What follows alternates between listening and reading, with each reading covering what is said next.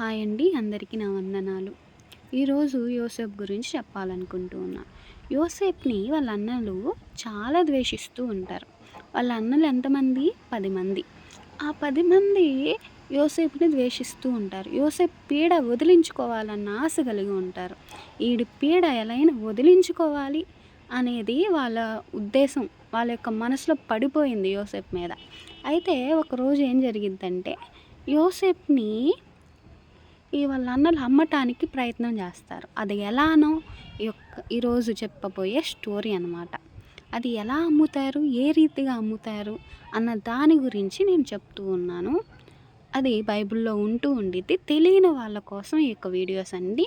అందరూ ఫాలో అవ్వండి, లైక్ చేయండి, సబ్స్క్రైబ్ చేయండి. ఇంక స్టోరీలోకి వెళ్ళిపోదాం. ఇంకా యోసేపు ఒకరోజు వాళ్ళ నాన్న యోసేపుని వాళ్ళ అన్నలు ఏం చేస్తున్నారో చూసి రమ్మని చెప్తూ ఉంటారు. అంటే వాళ్ళ అన్నలు వేరే ఊరికెళ్ళేసరికి వాళ్ళ నాన్నకి భయమేసి ఎక్కడున్నారో ఏంటో నా బిడ్డలు అన్న భయముతో యోసేపుని పంపిస్తూ ఉంటారు. పంపించిన తర్వాత యోసేపు వాళ్ళ అన్నల దగ్గరికి వెళ్తారు. వెళ్ళేసరికి వాళ్ళ అన్నలు అందరూ కూర్చొని దూరం నుండి యోసేపుని చూసి, ఈ పొగరుబోతు వస్తున్నారు మన మీద ఏదో సాడీలు చెప్పటానికి నాన్నకి అని ఆలోచన కలిగి ఉండేసరికి, ఈ పొగరుబోతు వస్తున్నారు మన మీద ఏదో సాడీలు చెప్తాడు, ఈ రోజుతో ఈడి పీడ వదిలించుకుందాము అని ప్లాన్ కలిగి ఉండి ఏం చేస్తారు అంటే, యోసేపు రాగాల్నే కాళ్ళు చేతులు కట్టేసి నీళ్లు లేని బావిలో పడేస్తారు. పడేసిన తర్వాత కొంచెం సేపటికి ఐగుప్తు దేశానికి వెళ్ళటానికి కొంతమంది మనుషులు కనిపిస్తారు వాళ్ళకి.